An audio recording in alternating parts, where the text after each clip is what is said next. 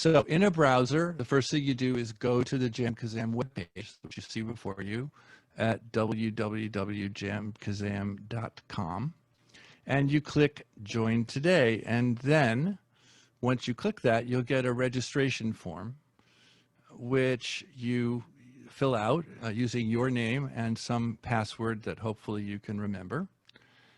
And after that, you will click and you will reach the main homepage of JamKazam. This looks just like the homepage of the app, but don't be confused. This is on a browser, and you won't be working with this once you have downloaded the program. So you hover the cursor over this arrow to the right of your name, and you click on Download App, which takes you to this page. And here you just choose the download button for your operating system. That's Windows, Mac is the link on the right. And you click on it, and you follow the installation prompts. And when it's finished installing, you close your browser. Then the next thing you have to do is configure the program. So now that the app is downloaded and you've signed in and you have a username, you boot up the app and you sign in with the name and password you just created. And after that, once you've done it once, it will stay there. You won't have to do that again. Then you hover the cursor over the downward arrow again to the right of your name, this time on the app. And from that drop-down menu, you'll see audio gear, and you click on that. This is how you set up your gear. And by the way, once you've done that, if you don't change your setup, you won't have to do that again either. So you get this, which is a kind of a nice, meaningless screen. You can watch a video. The videos are good, but sometimes they're outdated.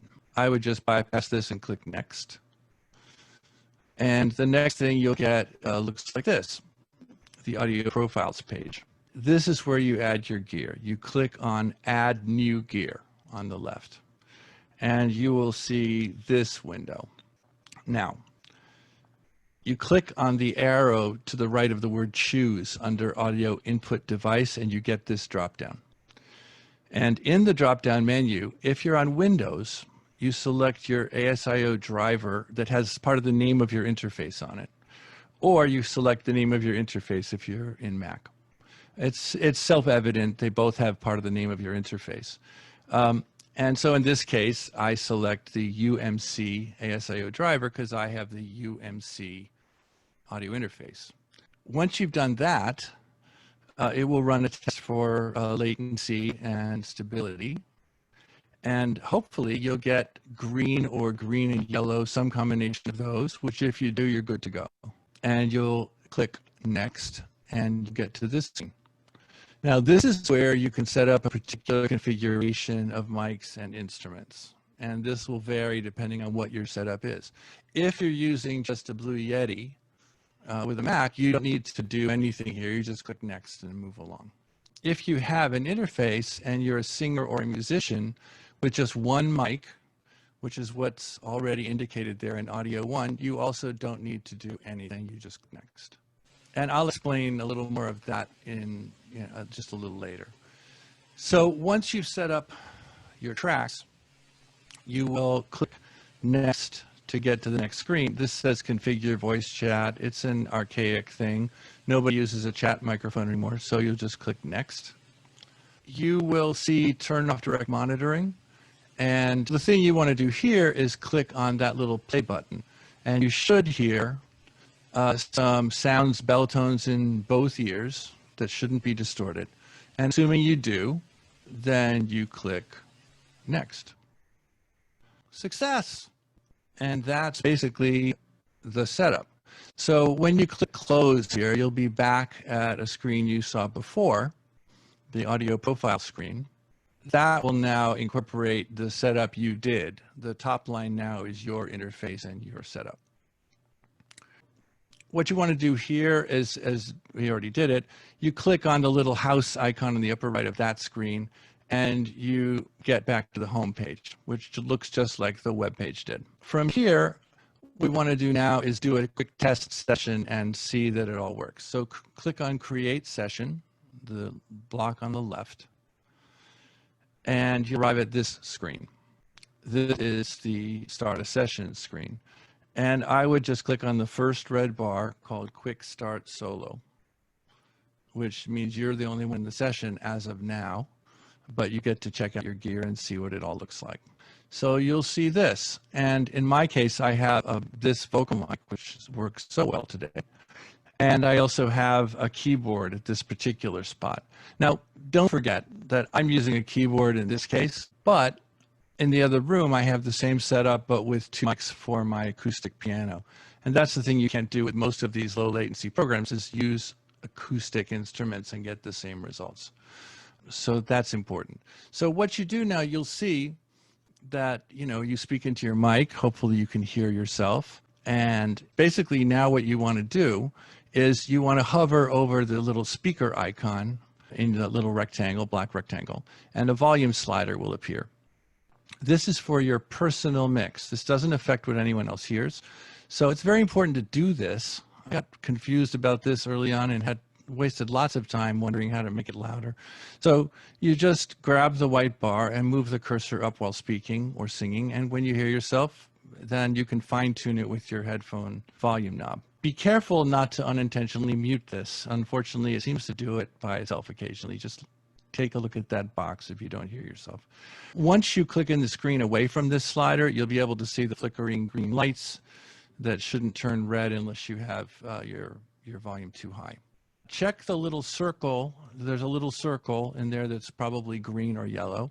Hover your cursor there and you'll see your statistics and see what your latency is in your internal latency. That will give you stats on your latency and your jitter and what's called frame size, which I hate to burden you with another term, but there aren't many more. What I would do now that it's working is I would take one more step, technical step. I would go up to the upper left where there's teeny tiny writing where it says manage, and I would click audio settings and then audio booster, and you'll see this that's on the screen now. When you click audio booster, that takes you to the audio booster screen.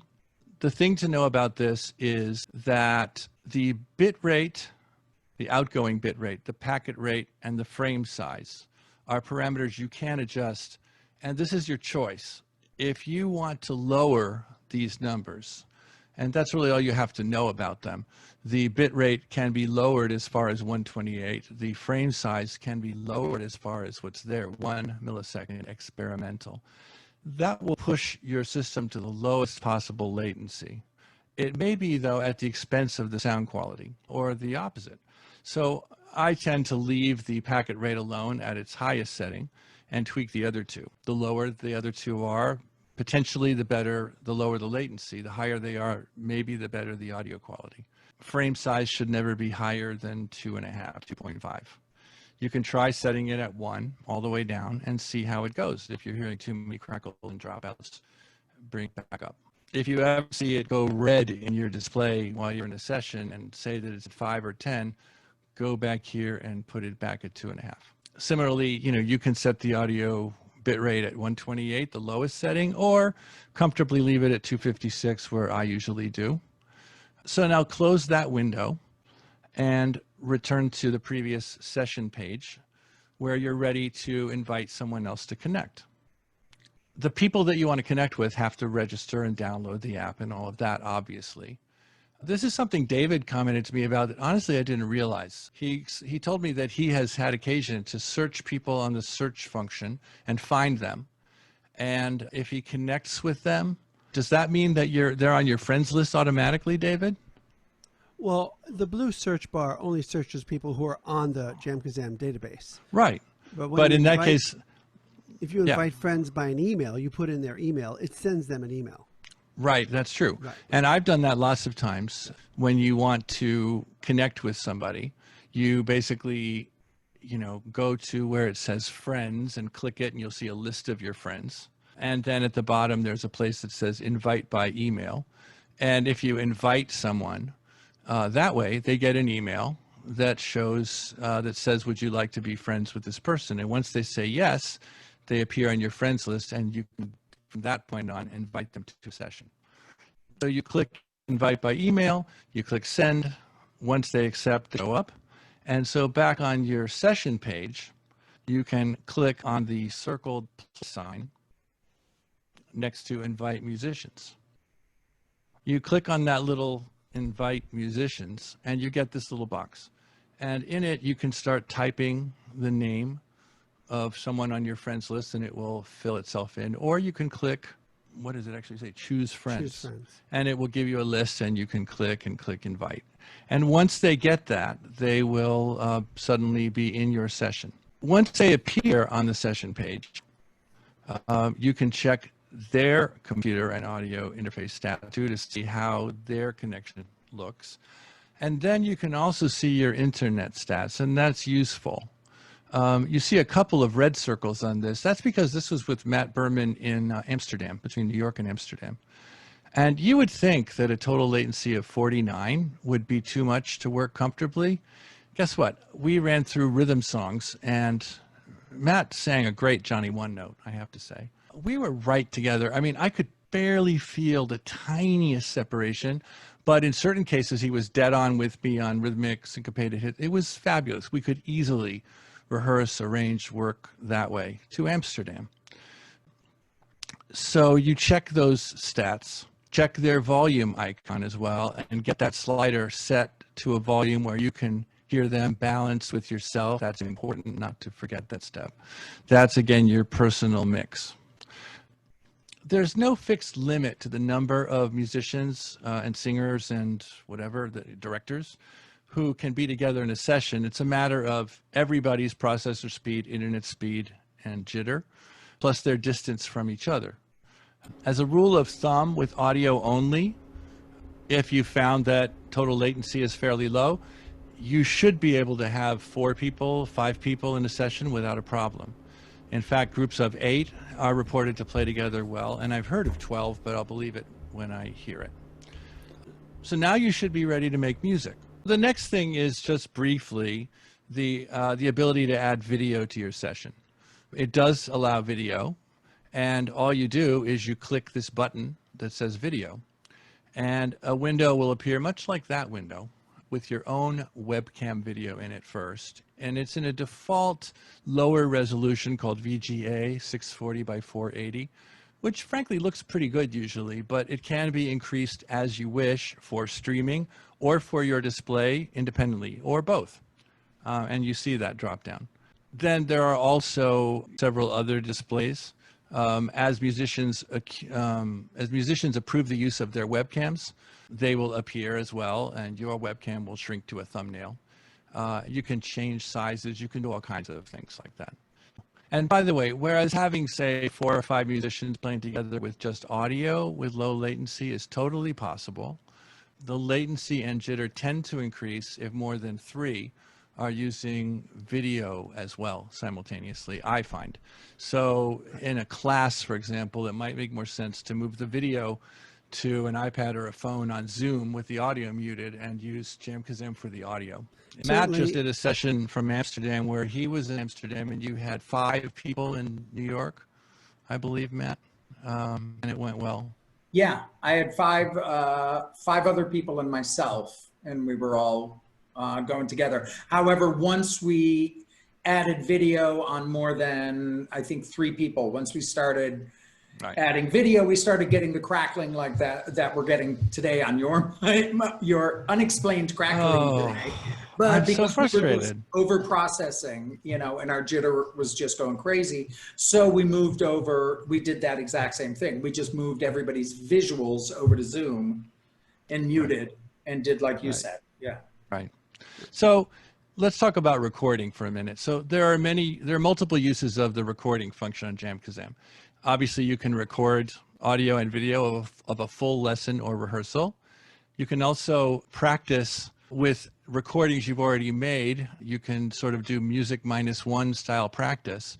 If you're a bass player, you can mute the bass and hear all the other tracks and play along. Or if you're a pianist, you can mute yourself and accompany a beautiful singer's vocal freely.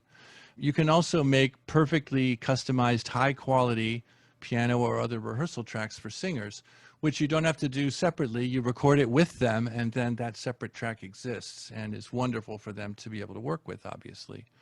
So to begin recording a session, you just click record, and a pop-up here appears It just says record just audio or audio and video. As David put here, current best practice is audio only, although you can certainly record video as well. So you see that you click record and then it begins to record.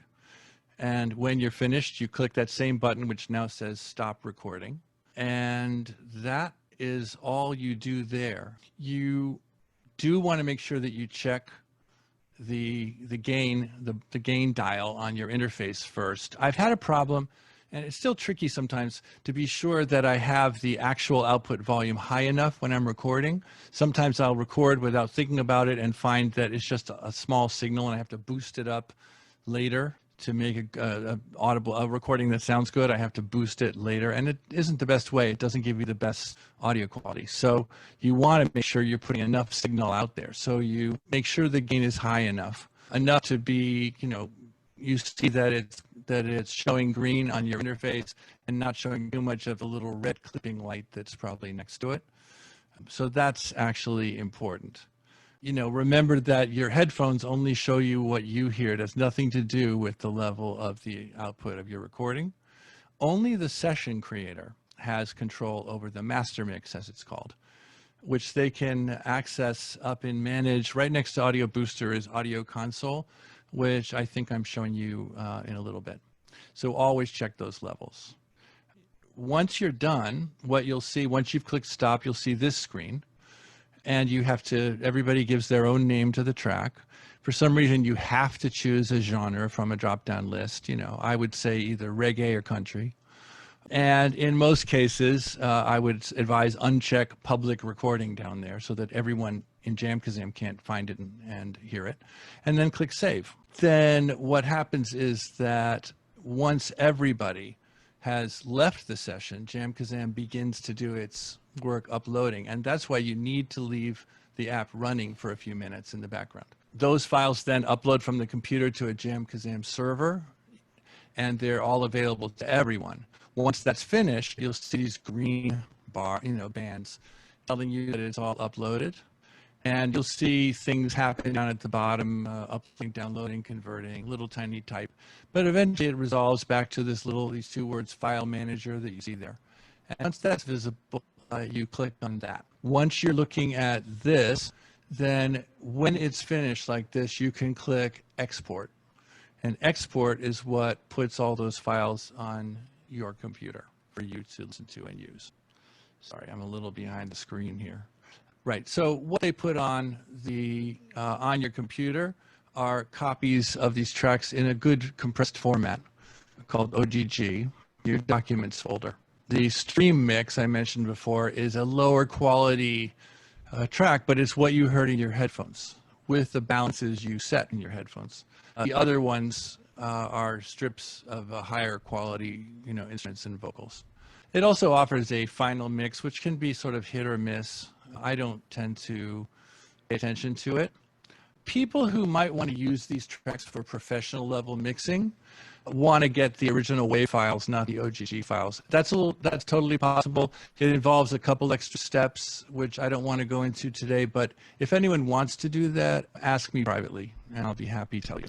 So now what I wanted to do was recap that in a form, because now I'm going to show it to you in a little easier way, and hopefully by repeating it and having a different visual, this will become more simple and clear to you.